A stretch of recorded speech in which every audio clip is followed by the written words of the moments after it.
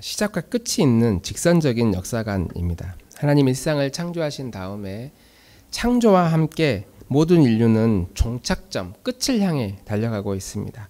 하나의 모델이 있다면 우리가 태어나서 살다가 80, 90, 100이 되면 죽는 것과 같이 인류의 역사도 창조가 있었고 그 마지막 심판이 있을 거예요. 그 마지막 존재하는 모든 것은 죽음에 이르게 된다고 성경은 말하고 있습니다. 그리고 죽음에 이르게 되면 그 이후에는 심판이 있을 것이다 라고 말합니다. 이 긴 역사 속에 하나님은 왜 빨리 심판하지 않으신가 라고 질문을 할 때에 우리 인류의 역사는 학자들이 말하기를 1억만 년, 2억만 년 이렇게 몇천 년 또 몇억 년 이런 이야기들은 쉽게 하면서 불과 문명이 발달하기 시작한 그 역사의 발전, 특히 예수님이 온 이후로 이제 겨우 2020년밖에 되지 않은 이 시대에 우리는 너무 성급하다. 1억 년은 쉬운데 6천년은 아주 예수님이 이 땅에 빨리 오지 않는 아주 오래된 긴 시간이다라고 생각할 수도 있습니다. 그럼에도 불구하고 하나님은 이 짧지만 긴 이 인류의 역사 가운데 그냥 두지 않고 그리스도인들을 이 땅에 보내서 그 속에서 하나님의 나라가 세워지기를 기대하고 계십니다. 때로는 이 사람들이 힘이 너무 강해져서 기독교의 제국을 만들기도 하고, 때로는 한 국가가 아니라 한 사람의 마음에 다 꺼져가는 그런 불씨와 같은 상태로 기독교의 하나님의 나라는 아주 작은 상태로 머물기도 했습니다. 그래서 하나님의 정의가 실현되는 때도 있었지만 많은 시간들은 불행의 역사, 탐욕과 전쟁의 역사가 지금까지 계속 반복되어 왔습니다. 이 반복되는 고통의 근원이 무엇일까? 원인이 무엇일까?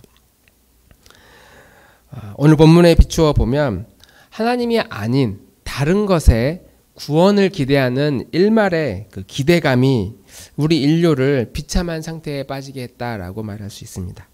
누군가가 나를 구원해 줄 것이다. 하나님이 아닌 그 어떤 존재가 혹은 어떤 가치가 우리를 구원해 줄 것이다. 때로는 사상이 그런 역할을 하기도 했고, 때로는 사람이, 남편이나 아내가, 누군가가 나를 도와줄 것이다. 혹은 우리가 모여서 힘을 합치면, 그래서 집단을 이루고 집단의 힘을 이루면 우리는 그 집단의 힘이 우리를 구원해 줄 것이다. 때로는 종교가 우리를 구원해 줄 것이고, 발전하는 과학기술이 우리를 구원해 줄 것이고, 우리 힘으로 안 되면 우리보다 힘이 센 누군가가, 더 강대국이 우리를 구원해 줄 것이다. 이런 누군가가 우리를 구원해 줄 것이라는 일말의 이 기대감이 인류 역사를 반복적으로 고통스럽고 또 불행의 역사로 만들었습니다. 우리나라만 봐도 불과 100년 전만 해도 우리나라 스스로 힘을 키워야 된다라고 하는 부류가 한쪽에 있었고, 아니다, 우리보다 더 힘이 강한 특정 세력과 힘을 합쳐야 된다. 러시아가 됐든 미국이 됐든 일본이 됐든 더 힘이 강한 나라와 우리가 힘을 모아야 된다라고 하는 이 두 세력이 끊임없이 충돌했고, 그래서 결국 힘이 센 누군가에게 우리의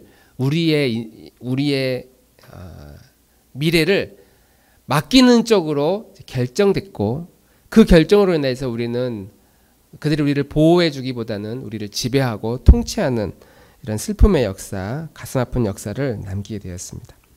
그러면 우리가 이런 걸 배웠으면 이런 일이 다시 일어나지 않도록 역사를 통해 배우고 또 반성하고 새로운 선택을 해야 되는데, 그러나 우리의 현실은 하나님이 아닌 그 누군가를 끊임없이 찾고 있는 그런 사람들이 많이 있습니다.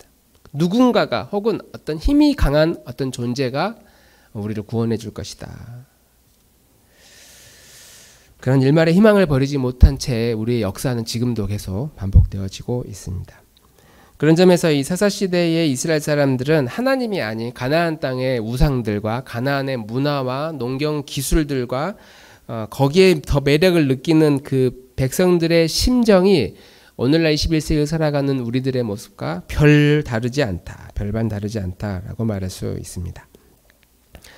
그래서 오늘도 사사시대의 5번째 사사인 기드온이 등장하는 시대의 사사기 6장은 이렇게 이야기합니다. 6장 1절과 2절 같이 한번 읽겠습니다. 시작. 이스라엘 자손이 또 여호와의 목전에 악을 행하였으므로 여호와께서 7년 동안 그들을 미디안의 손에 넘겨주시니 미디안의 손이 이스라엘을 이긴지라. 이스라엘 자손이 여호와의 목전에 이제 악을 행했습니다. 아마 하나님이 아닌 가나안을 이제 의지했겠죠. 가나안의 군사력이나 기술력이나 문화나 그것의 재정이나 심지어는 신이 존재하는 방식조차도 매력을 느꼈을 겁니다. 매력을 느꼈습니다. 그리고 백성들은 자연스럽게 그들이 섬기는 그 신에 관심을 갖고 하나님이 아닌 다른 것으로, 다른 신으로 그들의 마음을 채워 넣기 시작했습니다. 그러니까 이런 이스라엘 백성들의 반복되는 이런 모습들이 21세기를 살아가는 우리들하고도 너무 똑같습니다. 우리 일주일 동안 내 마음을 나는 무엇으로 채우며 살았는가? 하나님이 아닌 다른 것으로 우리 열심히 채우면서 살아왔거든요. 중립은 없다. 항상 우리가 기억해야 될 신앙의 세계에서 하나님을 생각 안 했지만 그렇다고 죄악도 생각 안 했다. 이런 중립지대는 결코 아니다. 우리의 마음은 중립이 될 수 없는 그런 세계다를 우리는 먼저 꼭 기억해야 되고, 그래서 우리는 뭔가에 우리의 마음을 빼앗긴 채 열심히 일주일 동안도 살아왔습니다. 그런데 그 하나님이 아닌 다른 것으로 채워놓은 우리의 마음의 그 경향은 끝이 없고 계속 추구하기 때문에 결국 우리의 마음은 우리 인간은 스스로 해결할 수 없는 문제에 다다릅니다. 아, 이거 어떻게 하지? 걱정과 염려가 계속 우리 안에 쌓이게 되고, 근데 이걸 한 방에 해결할 수 있는 그 열쇠가 뭐냐? 그렇지, 하나님이 함께 하시면 못할 일이 없어. 맞아, 하나님이 나의 주인이고 하나님이 내 인생에 책임져 주시는 분이야. 하나님이 나의 왕이야. 그분이 내 주인이야. 이 문구가 인생의 열쇠거든요. 이거 하나 딱 도장 찍으면 우리가 막 곧 될 것 같은데 하고 싶은데 못하는 그런 것들이 쉽게 내려놓을 수 있거든요. 우리가 목표를 향해 뭔가 달려가다가도 하나님이 내 인생 책임져 주니까 주님 기도 딱 하면 그 순간만큼 마음에 평안이 찾아옵니다. 왜냐하면 그 진리가 우리 인생 열쇠이기 때문이죠. 근데 이것을 포기하지 못하는 마음들, 무엇인가 심지어 하나님을 찾아야 되는데 하나님을 찾지 않으려고 하는 우리의 그 경향성도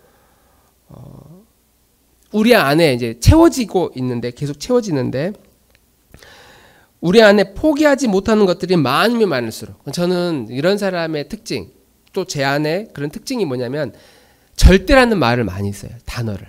나 이거 절대 못하겠어. 나 이거 진짜 못하겠다. 나 이거 죽어도 안 돼. 나 이건 절대 용서 못해. 이렇게 절대라고 하는 단어가 내 입에 많으면 많을수록 우리의 마음은 하나님이 아닌 그 무엇인가에 의해 장악되어지고 있다. 절대 포기 못해. 난 절대 그런 건 못해. 난 절대 용서도 못해. 그러니까 그런 단어들 우리 안에 많이 사용되어질 때,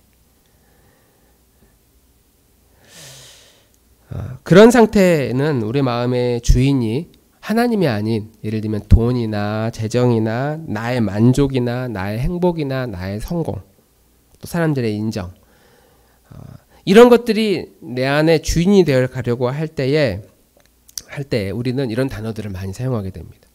그렇게 되지 않을 때 견딜 수 없는 불안함과 공허함이 우리 안에 있기 때문에 하나님이 아닌 다른 것에 계속 우리의 마음을 빼앗길 때에 우리가 사용하는 일반적인 단어들을 우리는 주의 깊게 살펴볼 수 있어야 됩니다.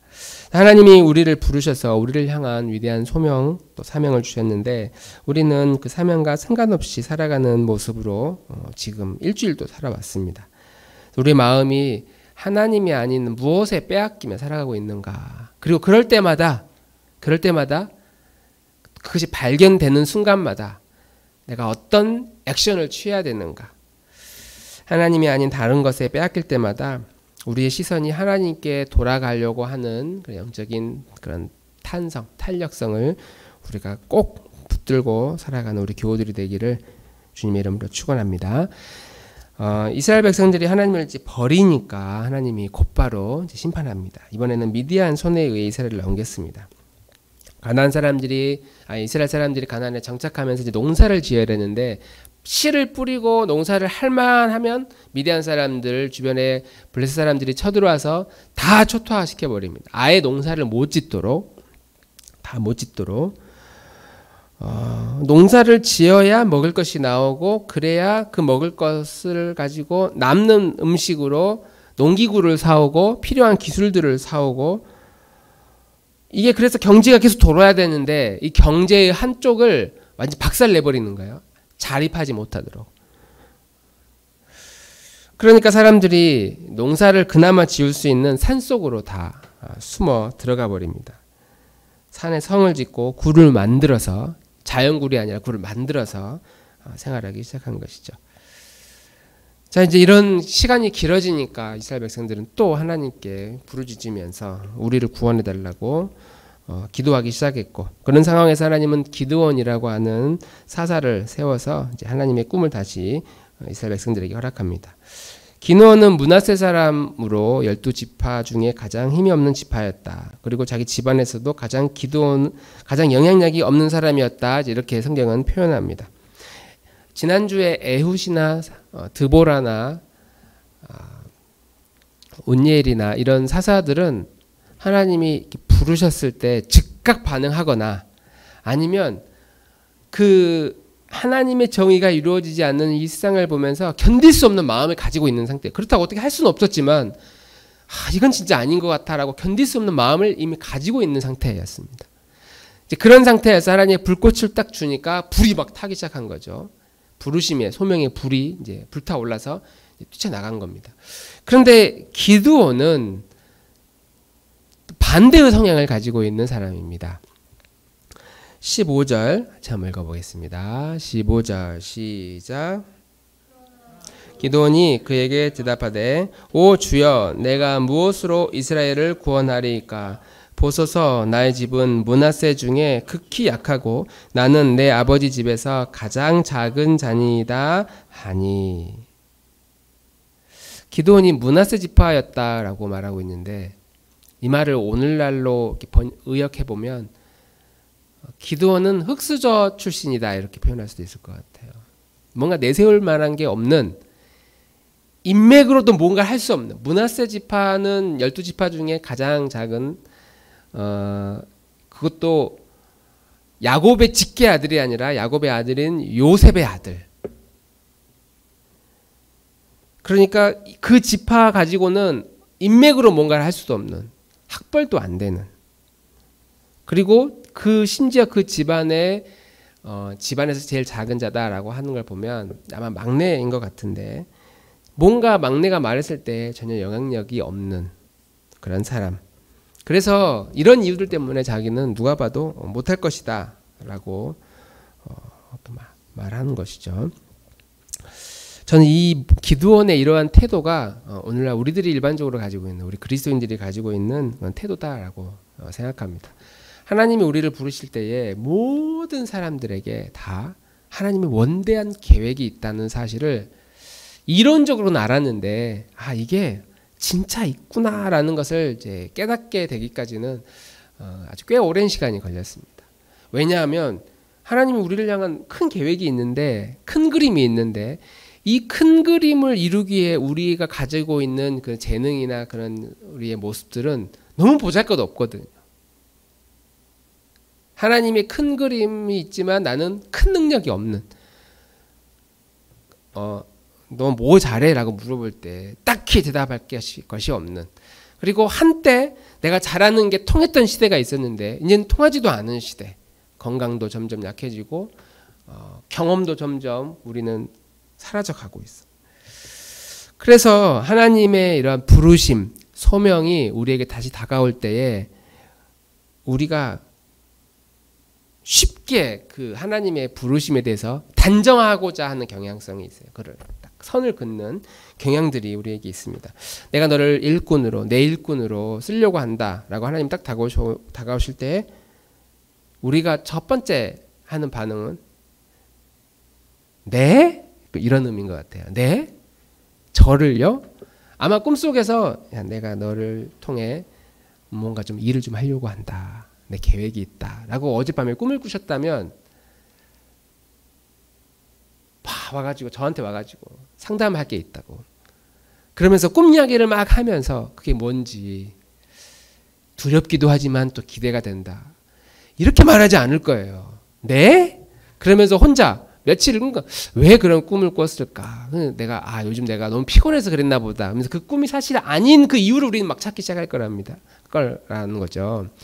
아마 이 10대나 20대 좀 젊었을 때 믿음에 대해서 관심을 갖기 시작할 때 그런 꿈을 꾸면 야 뭔가 있나 보다 진짜 내가 뭔가 하려나 보다 그런 생각을 가질 텐데 이렇게 세월이 이제 흐를수록 우리의 마음에 하나님이 아닌 다른 것이 많이 채워진 상태에서의 부르심은 쉽게 거기에 반응하지 못한다는 것이죠.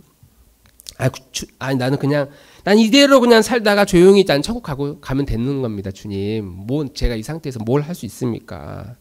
저는 이제 지쳐서 못해요. 그렇게는 못 살아요. 왜냐면 저는 일단 흙수저고, 믿음이 흙수저고, 가지고 있는 재능도 안 됩니다. 그러니까 하나님이 우리에게 내가 너를 향한 이런 계획이 있다라고 말을 꺼내기도 전에 우리는 안 되는 이유를 막 찾기 시작할 거라는 거죠. 우리의 영적인 이런 방해 기제들이 작동하면서 안 되는 이유, 또 안 된다고 그렇게는 못 산다고 우리는 생각을 하게 됩니다. 하나님이 기드온을 처음 부르셨을 때에도 기드온도 비슷한 태도로 처음에는 반응했어요. 하나님이 기드온에게 야 기드온아 하나님이 너를 향한 큰 계획이 있다. 큰 용사로 너를 쓰실 것이다. 라고 하니까 기드온의 첫 마디가 뭐였냐면 아니 하나님이 살아계시면은 우리가 왜 이런 꼴로 살아야 됩니까? 애굽에서 가나안으로 오게 했으면 무엇인가 해야지 우리가 왜 이렇게 비참한 삶을 살고 있습니까? 앞뒤 맥락 다 잘라버리고 우리는 지금 힘들다는 것만 이야기하고 있는 것이죠. 기드온도. 하나님이 왜 나를 부르시려고 하실까? 그리고 성경은 기드온이 이런 식으로 준비된 사람이 아니었다는 것을 하나님의 뜻을 막 기다리고 있는 사람이 아니었다는 것을 그 사인을 여러 곳에서 지금 설명하고 있습니다.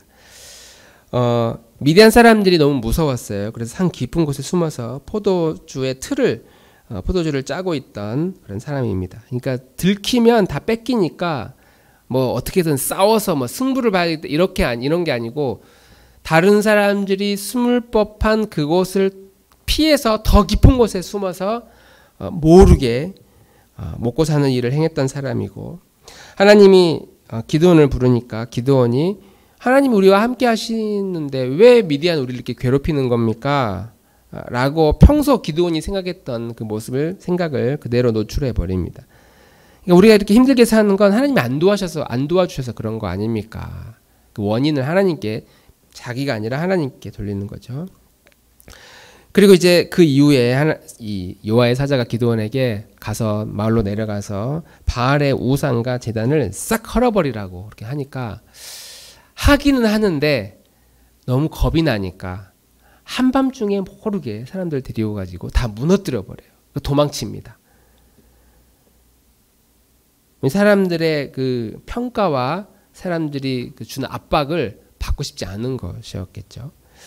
그리고 이제 전쟁에 나가라고 하니까 미디안과의 전쟁에 나가야 된다라고 하니까 확신을 할 수가 없어요. 전쟁에 나간다는 것은 결국 목숨을 거는 일이고 죽을 수도 있는 일이기 때문에 확인하고 싶었습니다. 그래서 그 유명한 기드온의 양털 그 시험이 있거든요. 양털을 모아다가 제단을 쌓고 만약 하나님의 뜻이라고 하면은 주변은 다 마르게 하고 양털만 축축하게 적게 해주십시오라고 하나님께 기도하고 다음날 와보니까 땅은 다 말랐는데 양털이 축축해요. 이렇게 짜니까 막 물이 떨어질 정도로.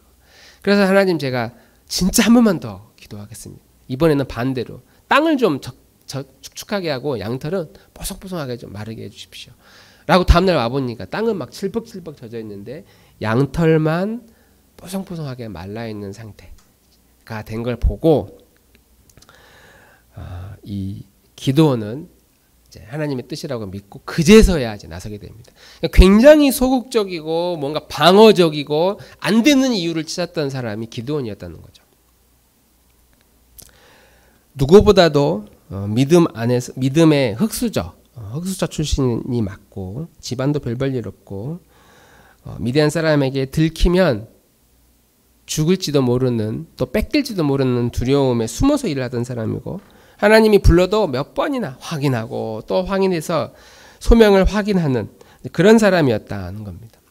이사야 선지자가 하나님의 사자를 만난 다음에 주여 제가 여기 있습니다. 저를 보내주십시오 라고 부르짖었던 것처럼 혹은 다른 사사들이 하나님의 부르심에 의해 즉각 반응하며 뛰쳐나갔던 것과 다르게 기드온은 하나님이 기드온을 몇 번이나 부름에도 불구하고 이것을 확인받고 싶어 했어요. 내가 소명을 받은 자로서 이 일을 할 만한 사람인가?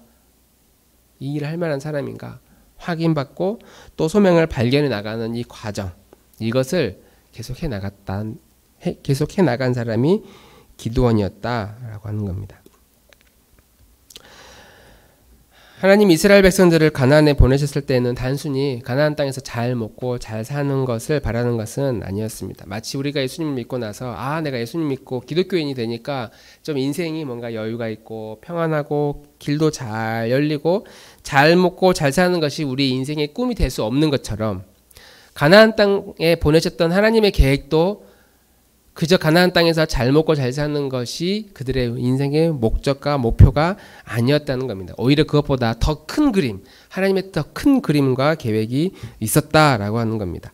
그런데 문제는 이스라엘 백성들에게 있어서 태도의 문제예요. 태도.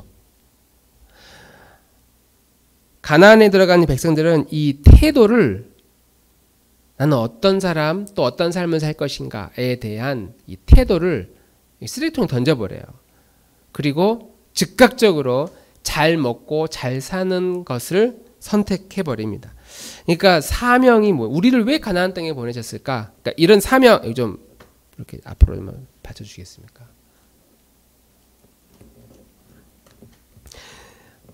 우리를 왜 가나안 땅으로 보내셨을까? 막상 가나안 땅에 들어가 보니까 먹고 살기 너무 바쁜 겁니다. 그래서 이 먹고 살기 바쁜 이 땅에서 무슨 계획을 논하고 사명을 논하고 이런 거는 너무 힘든 일이에요. 그냥 현실에 순응하고 그냥 가나안 우상들을 섬기면서 사는 게 훨씬 편안한 인생일 것이다 라고 생각을 했던 것이죠. 그런데 여호와의 사자가 기드온을 부르면서 했던 첫 단어가 기드온은 큰 용사가 아닌데 하나님의 사자는 기드온을 향해 큰 용사여 이렇게 이야기를 하거든요. 큰 용사여. 그러니까 나는 큰 용사가 아니고 용사가 될 만한 자격도 없는데 왜 나한테 용사라고 부르지? 나는 누군가에게 사랑을 받아본 적도 없고 사랑스러운 것도 없는데 왜 하나님은 나에게 하나님의 사랑받는 딸이라고 하지? 나는 내 인생이 별로 계획도 없고 계획에 대한 큰 그림도 별로 없는데 왜 하나님은 나에게 나를 향한 놀라운 계획이 있다고 말하지? 그때 기드온은 이 태도를 가지고 있었거든요. 이거 확인하고 싶어하는 태도. 우리는 그걸 확인받지 않고 그냥 내 마음에 채워져 있는 것에 따라 마음이 끌리는 대로 그냥 살아가 버리는데 이 하나님의 나를 향한 사랑, 나를 향한 계획, 나를 향한 꿈 이런 거는 먹고 사느라 바쁘니까 이런 건 이제 버려버리는데 기드온은 내가 큰 용사라고 하면서 내가 왜 큰 용사가 아닌지 혹은 내가 어떤 용사인지에 대해서 확인하는 그런 과정을 계속 가지고 있었다라고 하는 것입니다. 이렇게 확인하는 태도가 우리에게 너무 필요하다. 우리 그리스도인들에게 너무나 많이 필요하다는 겁니다. 우리를 향한 하나님의 계획은 우리의 육신은 시간이 흐를수록 우리의 육신은 점점 후패, 썩어지고 힘이 약해지고 몸은 점점 아파가는데 그런데 우리의 속사람은 날이 가면 갈수록 새로워진대요. 하나님이 우리를 향한 계획 가운데 우리의 겉은 점점 나이 들어가고 피부도 망가지고 건강도 잃어가는데 우리의 속은 날이 갈수록 새로워진다는 거예요. 이게 우리를 향한 하나님의 계획인데 우리는 우리의 속사람조차도 점점 늙어가는 것과 같이 약해지고 꿈을 접고 소망 없이 그렇게 살아가려는 경향성을 우리는 가지고 있다는 것이죠. 날마다 새로워지는 것, 이것이 가나안이라고 하는 이 땅에서 살아가는 우리를 향한 하나님의 계획이다라고 하는 것이죠.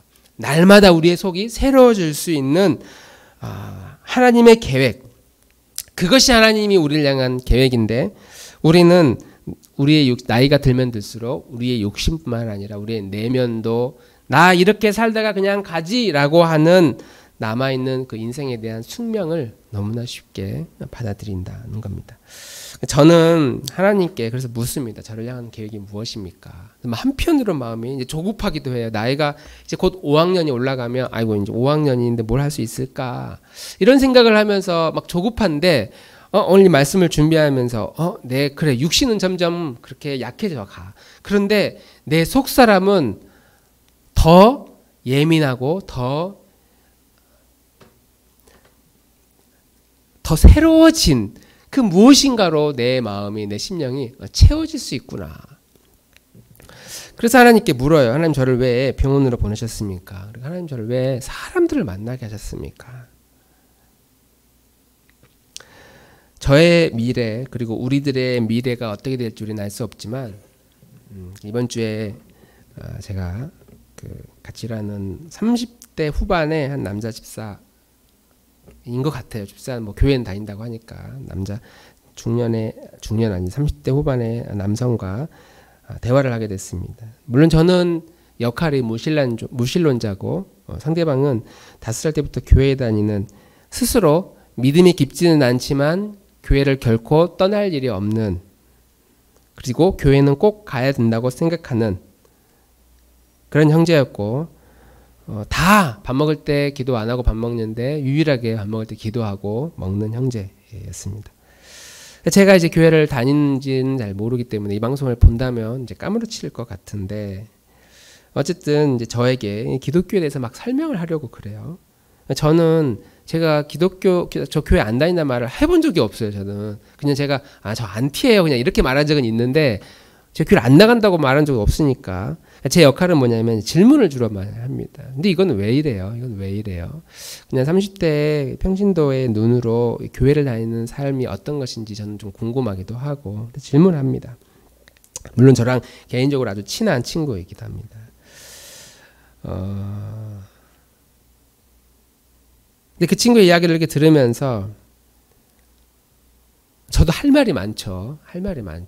그 친구가 기독교의 핵심 중심 가장 중요한 사상은 무엇이고 뭐 신앙은 뭐고 신이 하나님이 어떤 존재고 막 이렇게 설명을 하려고 할 때마다 그렇구나. 근데 이 세상은 왜 이렇게 악이 많아요? 사람들은 왜 교회는 이 세상에 악에 귀를 기울이지 않나요? 이런 질문들을 저는 이제 하거든요. 그러면서 하나님을 떠나 있는 사람들이 기독교 진리에 대해서 뭔가 물을 때 나는 어떤 답변을 해줄 수 있을까? 그것을 단순히 성경에 대해서 설명하려고 하지 않고 제 삶을 담아서 어떻게 이 진리를 그들에게 전할 수 있을까를 고민하는 그 답을 준비하는 과정일 것이다. 저는 그렇게 지금은 그렇게 생각하고 있습니다. 그냥 추상적인 기독교를 설명하는 것이 아니라 걸어가고 있는 그리고 실제로 예수님이 가셨던 죄인과 세리의 친구였던 또 그들과 함께 하셨고 수고하고 무거운 짐진 자들을 정말로 쉬게 하셨던 그 예수님의 마음으로 힘들게 살아가는 정답은 없지만 그래도 이 세상에 무엇인가 나를 구원해 줄 만한 무엇인가가 있을 것이야 라고 기대하며 살아가는 그 사람들에게 진짜 진리가 무엇인지를 설명하고 소개하는 또 그 답을 준비하는 과정이 될 것이다 라고 저는 생각하고 이 걸음을 걸어가고 있습니다. 저뿐만 아니라 여기 앉아 계신 우리 성도님들의 소명을 발견해 나가는 그 여정은 좀 어떻습니까? 하나님이 우리를 다 부르셨고 우리를 향한 큰 계획이 있는데 그 계획 가운데서 나는 또 우리들은 어떤 소명을 발견하고 그 소명을 향해 나아가겠습니까?